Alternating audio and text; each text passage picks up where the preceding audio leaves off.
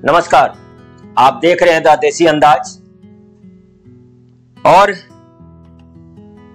आज के इस विशेष चर्चा में आज हम आपको मिलाने वाले हैं एक ऐसे उभरते हुए सितारे से जिन्होंने पूरे भारत के एक प्रतिष्ठित परीक्षा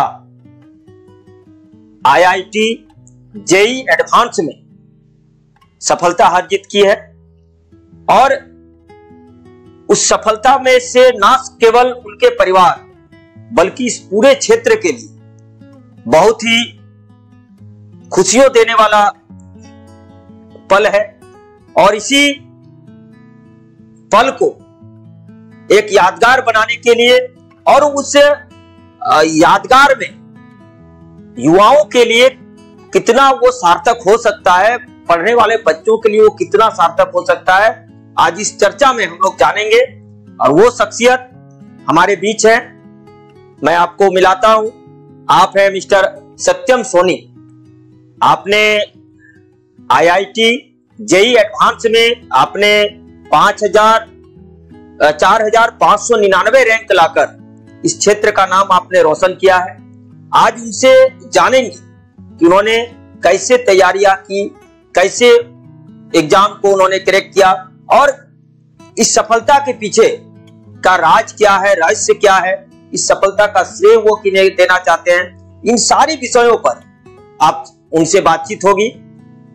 और इस बातचीत में कई ऐसे विषय आएंगे, कई ऐसे बड़ा अनुकरणीय शब्द भी आएंगे, बड़ा अनुकरणीय युवाओं के लिए विषय आएगा जिसका युवाओं में एक प्रेरणा बन सकता है। चलिए आइए हम लोग आज बात करते हैं मिस्टर सत्यम सोनी से। सत्यम जी, आपका सबसे पहले हमारे इस चैनल पे बहुत बहुत स्वागत है। धन्यवाद सर आपका। आपने मुझे यहाँ पर बुलाया, आपने मुझे यहाँ पर निमंत्रित किया, इसके लिए बहुत बहुत धन्यवाद। सत्यम जी, सबसे पहले आप हमारे दर्शकों को अपना एक छोटा सा परिचय आप देंगे? जी, मेरा नाम सत्यम सोनी है। मेरे पिता का नाम संतोष कुमार और माता का नाम दीपिका कुमारी है। मैं हिरनपुर का निवासी हूँ। मैंने अभी रिसेंटली JEE की परीक्षा दी, जिसमें मैंने JEE मेंस और एडवांस दोनों में ही सफलता अर्जित की। चलिए, बहुत बहुत धन्यवाद सत्यम जी।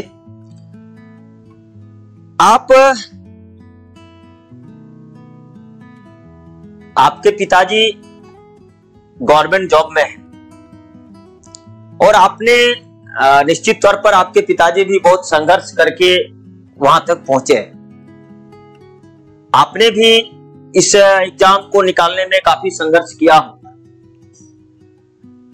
आप थोड़ा सा हमारे दर्शकों को ये बताएं कि आपके परिवार में कौन कौन से लोग हैं? हमारा परिवार संयुक्त परिवार है, जिसमें दादा दादी से लेके चाचा चाची सब मौजूद है। हम 2 भाई हैं। मेरे बड़े भैया का नाम सक्षम सोनी है और मैं सत्यम सोनी हूँ। चलिए, मैंने इनके परिवार के बारे में इसलिए जानना चाहा, आगे के वीडियो में हम बताएंगे उसके पीछे क्या कारण था। सत्यम जी, आप हमारे दर्शकों को ये बताएं कि आपने JEE की तैयारी कैसे प्रारंभ किया? तो जैसे ही क्लास 10th की मेरी परीक्षा खत्म हुई तो मेरे पास ऑप्शंस बहुत सारे थे। तो मैंने अपने जितने भी पहले के भैया सब थे जो पढ़ते थे या फिर जो मेरे सीनियर्स थे, उन्हें मैं कहते हुए सुनता था कि वो JEE का परीक्षा दे रहे हैं, कोई सुन रहा है मेडिकल का परीक्षा दे रहे हैं। तो उनसे मैं प्रभावित हुआ, सोचा कि मैं भी एक बार JEE क्यों ना ट्राई करूं, क्योंकि साइंस मेरा अच्छा सब्जेक्ट हमको अच्छा लगता था और मैथ्स भी अच्छा था। क्लास 10 में अच्छे नंबर आए थे, तो इसलिए मैंने सोचा कि JEE की तैयारी शुरू कर देता हूँ। चलिए, आपने एक अच्छा मार्ग चुना और वहां से सफलता आपने हासिल किया, बधाई के पात्र हैं आप। हम आपसे थोड़ा सा बैक में जाना चाहेंगे। आपने प्रारंभिक पढ़ाई आपने कहां से शुरू किया? तो मैंने प्रारंभिक पढ़ाई हिरनपुर के सरस्वती शिशु मंदिर से शुरू की। वहां पर मैं नर्सरी से लेकर क्लास 3 तक पढ़ा। फिर मैं किड्स केयर स्कूल में गया, जो कि इंग्लिश मीडियम स्कूल था। तो वहाँ पर मैंने 4 और 5 क्लास पढ़ा। उसके बाद मैंने 6 से लेकर 10 तक दिल्ली पब्लिक स्कूल पाकुड़ से पढ़ाई की। चलिए, मतलब आपकी शुरुआत, जिसको हम लोग फंडामेंटल बोलते हैं, फाउंडेशन जहां से आपका शुरू हुआ, वो फाउंडेशन शिशु मंदिर से प्रारंभ हुआ। चलिए, बहुत बड़ी बात है। और निश्चित तौर पर शिशु मंदिर शिक्षा के साथ संस्कार भी देते हैं, तो एक अच्छी कोशिश आपकी वहां से प्रारंभ हुई। और कहा भी जाता है कि क्या कहते हैं कि शुरुआत अगर अच्छी हो तो निश्चित तौर पर उसका जो प्रभाव होता है वो आगे तक दिखता भी है। तो आपने जेईई की जो तैयारी प्रारंभ की, आपने किस इंस्टीट्यूट से आपने प्रारंभ किया?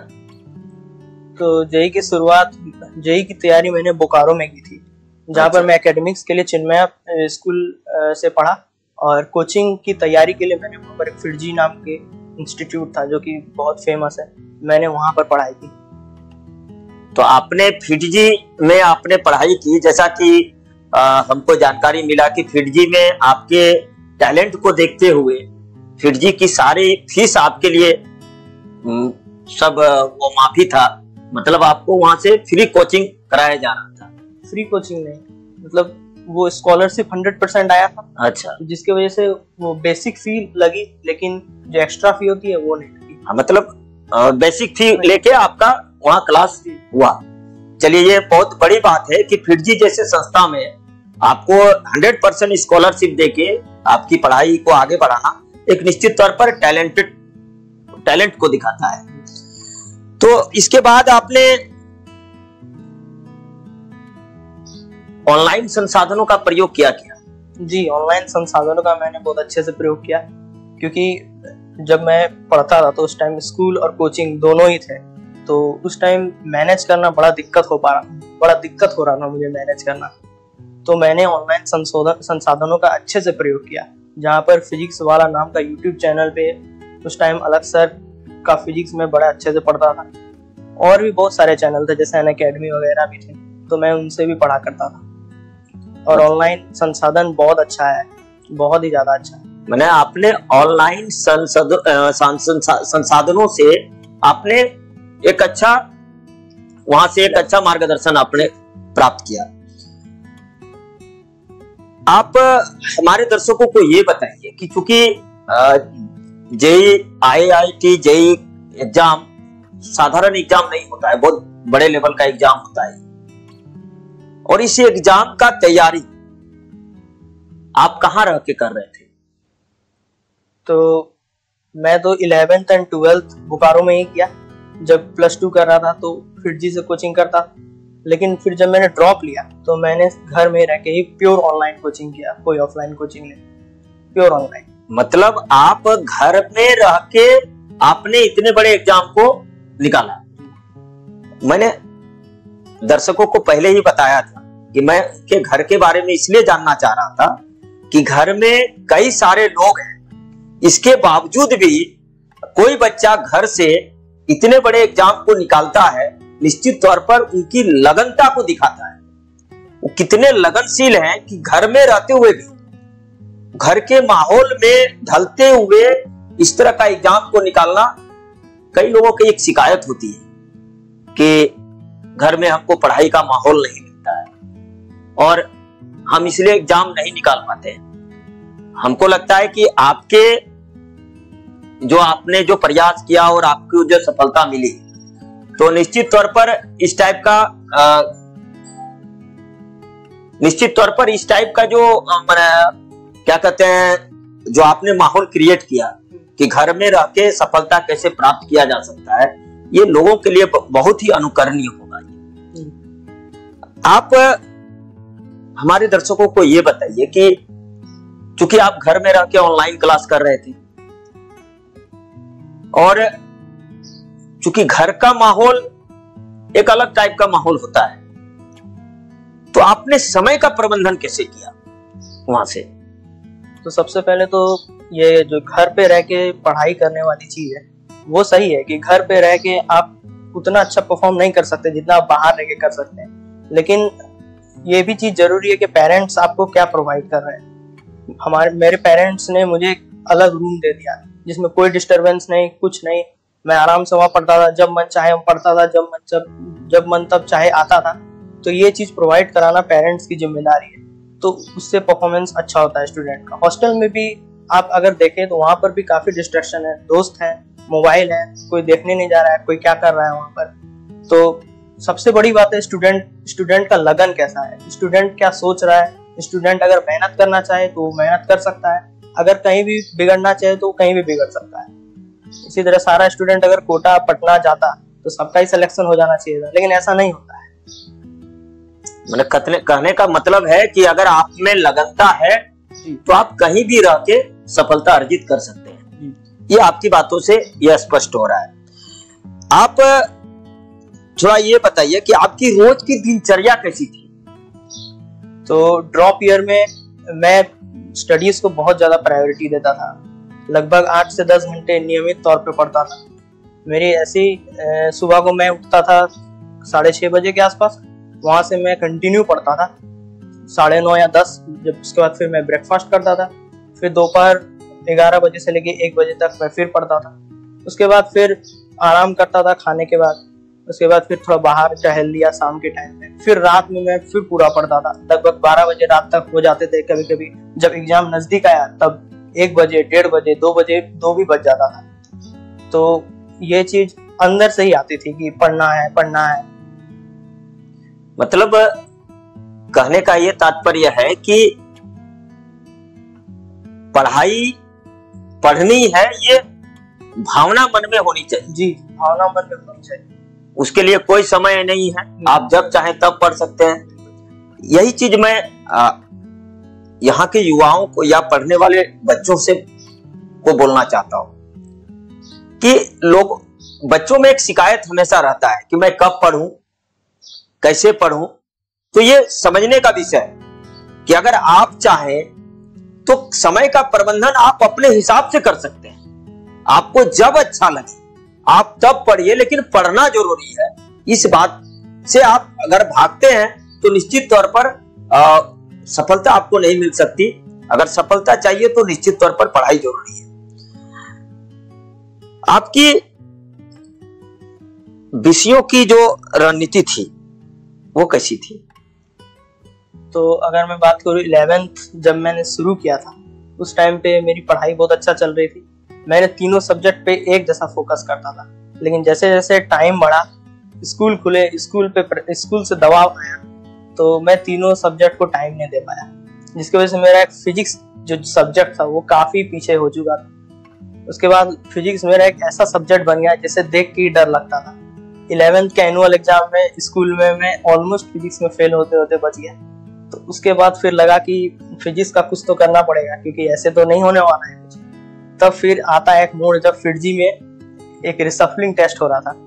उसमें अच्छा नंबर लाने पे वो जो बैच है वो अपग्रेड होता था। तो मैंने सोचा कि मैं वो एग्जाम देता हूँ, और वो एडवांस का एग्जाम था जो फिरजी लेता था। फिरजी का एडवांस का एग्जाम बहुत टफ होता है। फिर भी मैं देने गया सिर्फ ऑनलाइन स्टडीज के दम पे, वो भी फिजिक्स 0, कुछ नहीं पढ़ा था फिजिक्स में। लेकिन फिर भी मैं 2 बैच ऊपर चला गया। A06 बैच में था मैं, A04 में चला गया। और उसके बाद फिर मैं जब A04 में जाने लगा तो फिजिक्स के एक टीचर पढ़ा रहे थे मुझे। उनसे पढ़ के मुझे फिजिक्स में ऐसा इंटरेस्ट जगा कि उसके बाद से फिर मैंने कभी पीछे नहीं देखा। फिजिक्स पढ़ते चला गया। तो अब मैंने 12th का आधा में फिजिक्स चालू किया। अब 11th पूरा छूटा था फिजिक्स, 12th भी छूटा था। तो फिजिक्स को मेकअप करने के चक्कर में मेरा मैथ्स छूट गया, तो दिक्कत हो गया मैथ्स। फिर मैंने जेईई मेंस का पहला अटेम्प्ट जब दिया तो उस टाइम मैथ्स 0 था। और मैथ्स तो ऐसा सब्जेक्ट है जो आप 2 महीना 1 महीना में नहीं कंप्लीट कर सकते। लेकिन फिर भी मेरा अच्छा नंबर आया बिना मैथ्स को कंप्लीट किए। लेकिन फिर मैं जब ड्रॉप ईयर में आया तो उससे मैंने सीख लिया कि तीनों सब्जेक्ट को एक टाइम देना है। जब तीनों सब्जेक्ट को एक टाइम दिया तो बिल्कुल सही हो गया, बहुत अच्छा नंबर आया। तो इसी तरह मैं बोलना चाहूंगा कि तीनों सब्जेक्ट को आप टाइम दीजिए। 2 सब्जेक्ट से आप नहीं निकाल सकते ये एग्जाम। मेंस तो फिर भी हो जाएगा, लेकिन एडवांस तो आप कतई नहीं निकाल सकते। चलिए, आपने एक सिलसिलेवार ढंग से बताया कि कब हमारा कब कौन सब्जेक्ट पीछे गया, कौन आगे आया। इसी से संबंधित आपसे जानना चाहेंगे, आपको सबसे कठिन सब्जेक्ट कौन सा लगा? जी, ये कठिन सब्जेक्ट एक ऐसा चीज होता है, ऐसा माना जाता है जेईई में कि कठिन सब्जेक्ट मैथ होता है, और वो होता भी है। जेईई मेंस की बात करें, एडवांस की बात करें, मैथ सबसे टफेस्ट होता है। लेकिन अगर आप कोई सब्जेक्ट नहीं पढ़ रहे तो वो डेफिनेटली आपको टफेस्ट लगेगा ही लगेगा। जैसे मुझे फिजिक्स लग रहा था टफेस्ट जब 11th में नहीं पढ़ा, लेकिन जब पढ़ा तो फिर लगा कि फिजिक्स आसान सब्जेक्ट ही है। केमिस्ट्री तो आसान शुरू से ही लग रहा था, और मैथ्स थोड़ा टफ लगेगा। मेंस में आप फिर भी अगर अच्छा कर लेते हैं तो एडवांस में मैथ्स बहुत टफ लगता है। तो टफेस्ट वही मेरे लिए तो मैथ्स था। मैथ था। आपने कैसे उसको पार किया? बस उसके लिए कोई शॉर्टकट नहीं है, आपको सब्जेक्ट को टाइम देना पड़ेगा, कंसेप्ट समझना पड़ेगा, आपको उससे रिलेटेड सवाल करने पड़ेंगे। अब जब तक आप टाइम नहीं दीजिएगा तब तक कुछ नहीं होने वाला है। आप पीवाईक्यूज करिए। चलिए, बहुत बड़ी बातें उन्होंने बताई कि शॉर्टकट नहीं, टाइम देना पड़ेगा। और मैं यही बात हमेशा कहता हूं कि पढ़ाई एक ऐसा जगह, शिक्षा एक ऐसा क्षेत्र है जहां शॉर्टकट नहीं हो सकता है। अगर आप समय देते हैं तो निश्चित तौर पर सफलता शोर मचाएगी, जैसे कि आज सत्यम सोनी जी के साथ सफलता शोर मचा रही है। तो सत्यम जी, आपने विषयों को बहुत अच्छा से आपने मैनेज भी किया। आप कोई खास किताबें या खास मोटिवेशनल मटेरियल फॉलो कर रहे थे क्या? हाँ जी हाँ, फिजिक्स में मैं एचसी वर्मा इस्तेमाल करता था, बहुत रेप्यूटेड बुक है फिजिक्स के लिए। और केमिस्ट्री के लिए मेरे ख्याल से मॉड्यूल और जो कोचिंग मटेरियल प्रोवाइड कराती है वो काफी है, क्योंकि केमिस्ट्री एक ऐसा सब्जेक्ट है जो आपको मार्क्स देगा। अगर आप पढ़ेंगे आपको मार्क्स देगा। और मैथ्स के लिए मैंने कुछ यूज नहीं किया था, क्योंकि मैथ्स के लिए मटेरियल और पीवाईक्यूज करते करते ही बहुत मुझे दिक्कत हो रही थी, इसलिए मैंने सोचा पहले इसे ही कंप्लीट कर लूं, फिर आगे देखा जाएगा। चलिए, मैंने जो अभी सवाल किया था, ये जो स्टूडेंट जेईई का तैयारी कर रहे हैं, मैंने उनके लिए तैयारी किया कि जो स्पेशल मटेरियल हो सकता है इस सब्जेक्ट के लिए, इस परीक्षा के लिए, मैंने उसी से संबंधित ये सवाल किया कि स्पेशल मटेरियल का आप इस्तेमाल कर सकते हैं जहां से आपको सफलता मिल सकती है। आप चूंकि ये सेकंड आपका प्रयास था, सेकंड अटेम्प्ट था, आपने फर्स्ट अटेम्प्ट पे आपने सफलता नहीं प्राप्त की थी। चूंकि ये लंबा एक अनुभव हो गया था, इतने लंबे अनुभव में आपको कौन सा मोटिवेशनल, माने आपको कौन सा ऐसा मोटिवेट था जो आपको प्रेरित कर रहा था कि नहीं, पीछे नहीं हटना है, करना है इसको? तो ये खुद से ही अंदर में था कि पढ़ना है, बेस्ट कॉलेज में जाना है। क्योंकि हम कर किसके लिए रहे हैं? हम खुद के लिए कर रहे हैं। खुद पढ़ेंगे तो खुद अच्छा कॉलेज में जाएंगे। और फिर पेरेंट्स का भी एक स्टेटस अप हो जाता है कि पेरेंट्स 10 लोग के सामने बोल सकते हैं कि नहीं, गर्व से बोल सकते हैं कि मेरा बेटा यहाँ पढ़ रहा है। तो ये सब कुछ कारण थे। और वैसे मोटिवेशनल वीडियो का बात करें तो मैंने कोई मोटिवेशनल वीडियो देखा नहीं। डिमोटिवेशन आता था कभी कभी, लेकिन वो सवाल आप करिएगा, वो पार्ट ऑफ द जर्नी है। ये जेईई एक मैराथन है, आप एक जैसा दिन कभी नहीं जा सकता। आप ऐसा नहीं हो सकता आप एक जैसा पढ़ रहे हैं हर टाइम, नहीं हो सकता ऐसा। आप हो सकता है एक दिन मोटिवेटेड है, उसी दिन आप हो सकता है डिमोटिवेटेड भी है, लेकिन बस एक ही चीज करना है आपको, लास्ट तक टिके रहना है, हार नहीं मानना है, आपको गारंटी फल मिलेगा उसका। आप जब फर्स्ट टाइम में आपने जो सफलता प्राप्त नहीं किया, उस समय आपको कैसा फील हुआ? आपको कैसा, पेरेंट्स आपको कैसा सपोर्ट किया उस समय? तो फर्स्ट अटेम्प्ट में मेरे मेंस में अच्छे मार्क्स आए थे, 94.6 परसेंटाइल, एक डिसेंट सा स्कोर माना जाता है फर्स्ट अटेम्प्ट के लिए। लेकिन एडवांस उस टाइम मेरा क्वालिफाई नहीं हुआ, तो थोड़े से पेरेंट्स निराश हुए थे, पापा को थोड़ा दुख हुआ था। लेकिन फिर जब मैंने ड्रॉप लेने का निश्चय किया तो मैंने पापा को आश्वासन दिलाया कि मेरा हो जाएगा इस बार। चलिए, मैंने ये विश्वास अपने आप पर आपको, और ये बहुत जरूरी होता है अपने आप पर विश्वास करना, किसी को भी। चलिए, ऐसा कभी आया कि आपको लगा कि थक गए, नहीं कर पाएंगे, और बहुत नेगेटिव माइंड भी चलने लगा? ऐसा कभी एहसास हुआ? और वहां से आप बाहर कैसे निकले? तो ऐसा कभी हुआ नहीं है, बीच बीच में होता है वो। आप अगर सवाल आपसे नहीं बनेगा, एडवांस का सवाल ऐसा रहता ही है कि आपसे ना ही बने, तो नहीं बनता है तो वो डिमोटिवेशन आता है। लेकिन जैसा कि मैंने पहले ही कहा, ये जर्नी का पार्ट है, ये सबके साथ होता है, आपके साथ भी होगा। कोई ऐसा नहीं है जो हर सवाल बना रहे। आप 100 सवाल बने, फिर आपके सामने कोई ऐसा 10 सवाल आएगा जो आप नहीं कर पाइएगा, लेकिन इसका ये मतलब नहीं आपको कुछ आता नहीं है। आप पढ़ते रहिए, कोई दिक्कत नहीं है। आप डिमोटिवेशन मोटिवेशन ये जर्नी का पार्ट है। और एक बार मेरे साथ ऐसा हुआ था कि थोड़ा सा मोमेंटम पढ़ने का जो होता है वो लॉस्ट हो गया था। जब फर्स्ट अटेम्प्ट का रिजल्ट आया था, मैंने अच्छा स्कोर किया था उसमें, तो 10 दिन मैंने कुछ पढ़ा नहीं था, क्योंकि रिजल्ट का वेट कर रहा था मैं, तो मैंने कुछ पढ़ा नहीं था। तो जब 11वां दिन जब मैं रिजल्ट के बाद पढ़ना चालू किया, तो उस टाइम बहुत दिक्कत हो रहा था। वो फिर से मोमेंटम आ गया। 10 मिनट पढ़ता था, लेट जाता था, 10 मिनट पढ़ता था, मोबाइल पकड़ लेता था, तो यही दिक्कत हो रहा था। लेकिन फिर जब और मोटिवेशन आया कि नहीं अच्छा नंबर आया, आगे और बड़ा पहाड़ है, एडवांस जैसा बड़ा एग्जाम है जो कि सेकंड टफेस्ट एग्जाम वर्ल्ड का माना जाता है, तो इससे एक और कॉन्फिडेंस आया कि नहीं इसको क्रैक करना है। चलिए, यहाँ आपने आपको अपने पीछे नहीं जाने दिया, ये बहुत इंपॉर्टेंट है, और वहां से आप आगे बढ़े। ये होना चाहिए, हर स्टूडेंट में ये होना चाहिए, और तभी सफलता मिल सकती है। ये आपने दिखाया अभी। सत्यम जी, आप कितने मॉक टेस्ट दिए और उसका एनालिसिस आप कैसे करते थे? तो मैंने जेईई मेंस के लिए लगभग 10 मॉक टेस्ट दिए थे, और जेईई एडवांस के लिए लगभग 5 मॉक टेस्ट दिए थे, और सारे ही फुल सिलेबस मॉक टेस्ट थे। ऐसा नहीं कि आधा चैप्टर का दिया था, सारे ही फुल मॉक सिलेबस मॉक थे। तो इससे मैंने क्या सीख लिया कि मॉक टेस्ट देना बहुत जरूरी है। 3-4 चीज आपका बहुत अच्छा सुधर सकता है इससे। सबसे पहला है कि आप जो सिली मिस्टेक करते हैं वो आपका बहुत कम हो जाएगा। मैं फिर भी मानता हूँ कि एक्चुअल एग्जाम में सिली मिस्टेक हो ही जाता है, क्योंकि सवाल करने रहते हैं, तेजी से करने पड़ते हैं, बड़े लेंथी सवाल होते हैं और टाइम कम होता है, तो सिली मिस्टेक होने के चांसेस ज्यादा ही रहते हैं।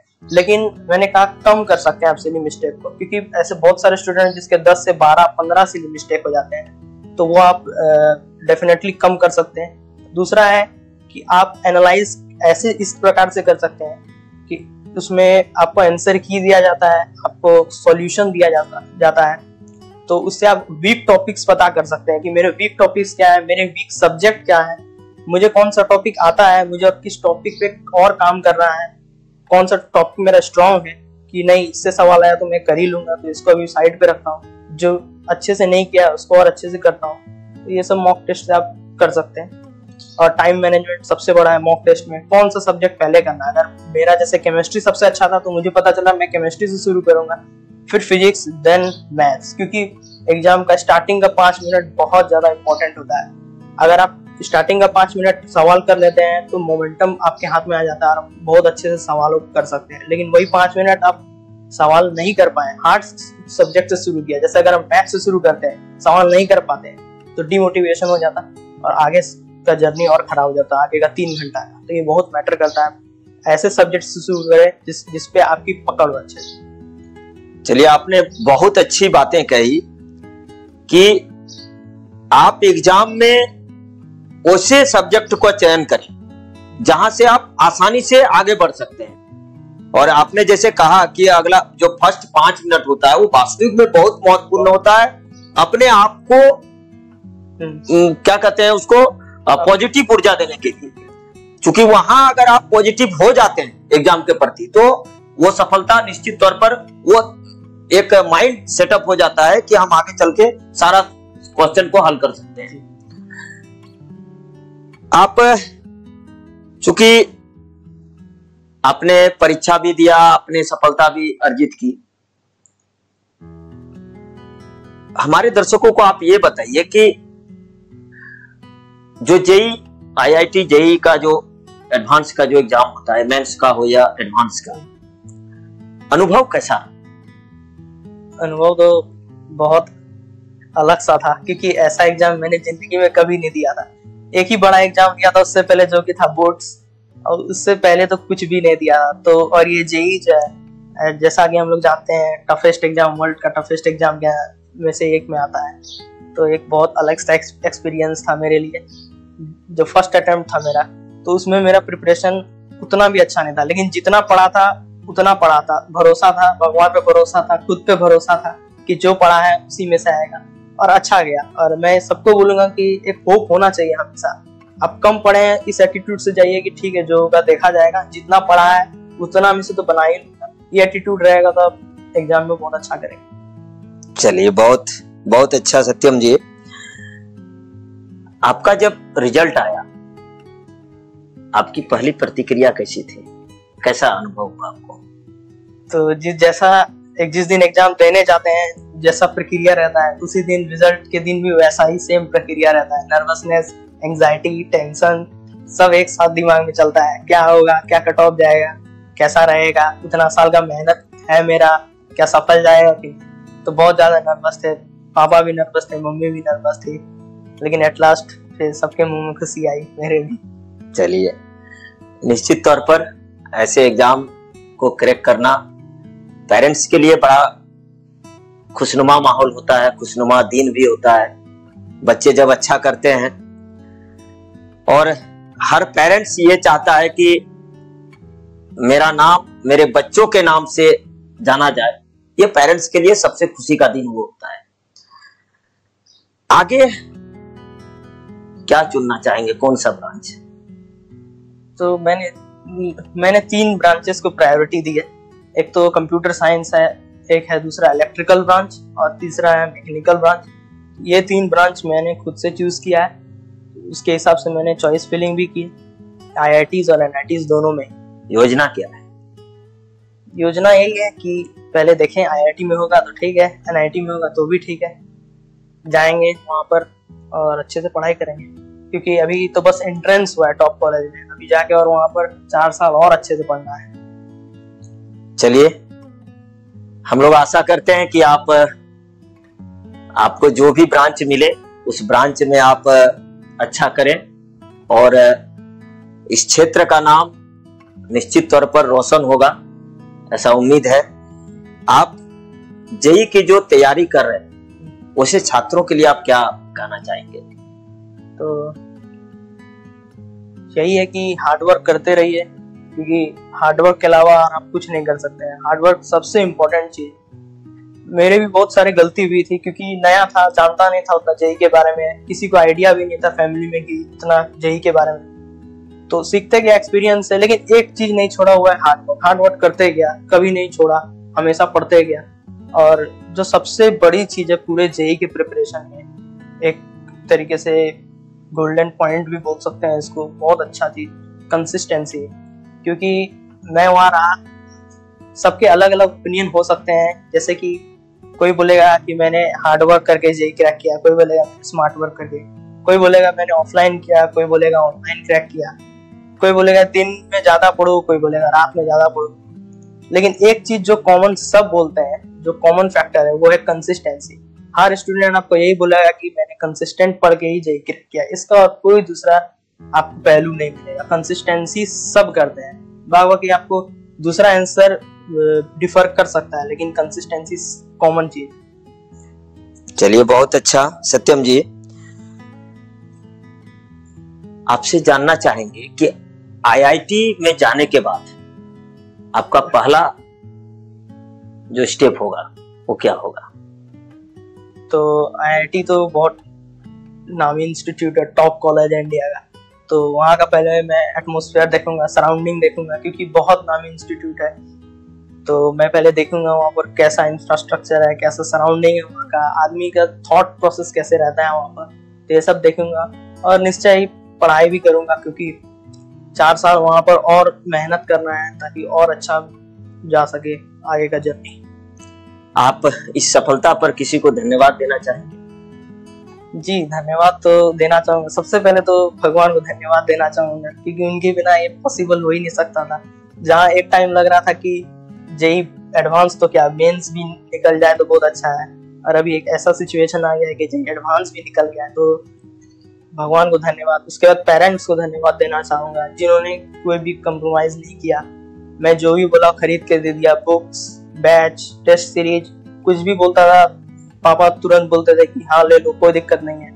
तो ये एक तरीके से जो मोटिवेशन पेरेंट्स देते हैं, पेरेंट्स का भी बहुत बड़ा रोल होता है कि जैसे आप जिस दिन एग्जाम देने जाते हैं उस दिन बहुत ज़्यादा नर्वसनेस होता है स्टूडेंट को, जैसे मुझे भी था, बहुत खराब लग रहा था होगा कि नहीं होगा, कुछ दिमाग में कुछ नहीं चल रहा था। लेकिन उस टाइम पापा ने, मम्मी ने दिलासा दिया कि अच्छा नहीं होगा तो क्या ही दिक्कत है। तो वो एक सेंस ऑफ रिलीफ होता है स्टूडेंट्स के लिए कि चलो अगर नहीं भी हुआ तो पापा साथ है, मम्मी साथ है। तो ये बहुत बड़ी चीज़ है, पेरेंट्स को ये चीज़ ध्यान में रखना चाहिए। और टीचर्स, बिल्कुल टीचर्स जो दिन रात हमारे लिए मेहनत किए, कोई भी डाउट्स होता था तुरंत सॉल्व कर देते थे, तो टीचर्स को तो धन्यवाद देना ही चाहूँगा। और भी उन लोगों को जिन्होंने इस बड़ी सी जर्नी में छोटे छोटे सहायता की, उन लोगों को भी मैं धन्यवाद करना चाहूँगा। चलिए, बहुत अच्छा सत्यम जी। और निश्चित तौर पर जो बातें हुई, इस बात से यह स्पष्ट जरूर हो गया कि अगर आपके अंदर क्षमता है, अगर आपके अंदर ललक है कुछ करने की, तो आप एक छोटे से जगह में रहकर भी, परिवार, संयुक्त परिवार में रहकर भी आप सफलता अर्जित कर सकते हैं। इसे बात को सत्यम सोनी ने प्रमाणित करके दिखाया है। मैं सभी पढ़ने वाले युवाओं से, खास करके जो अच्छे अच्छे एग्जाम की तैयारी कर रहे हैं, मैं उनसे कहना चाहूंगा कि सफलता निश्चित तौर पर आपको मिलेगी। बस आप में वो ललक, आप में वो योजना, आप में वो जुझारूपन होनी चाहिए, तभी आपको वो सफलता मिल सकती है, अन्यथा सफलता नहीं मिल सकती। जैसे कि सत्यम सोनी ने बात में भी कहा कि इस पढ़ाई का कोई शॉर्टकट नहीं होता है, और इस बात को सभी मानते हैं कि पढ़ाई के लिए कोई शॉर्टकट नहीं है। तैयारी आपको करनी पड़ेगी, समय देना पड़ेगा, बुक देखने पड़ेंगे, तभी आपको सफलता मिल सकती है। चलिए सत्यम जी, आज आप हमारे चैनल में आए, हमारे दर्शकों को आपने अपनी सफलता की कहानियां सुनाई। आपको द देसी अंदाज की ओर से आपके अग्रिम भविष्य की बहुत बहुत शुभकामनाएं। आशा है कि आप आगे चल के एक अच्छे जगह पे जाएंगे और देश, हमारे इस क्षेत्र के साथ साथ राज्य का, देश का नाम रोशन करेंगे। इसी आशा के साथ हमारे चैनल में आए, बहुत बहुत धन्यवाद। जुड़े रहिए हमारे साथ द देसी अंदाज के साथ। नमस्कार।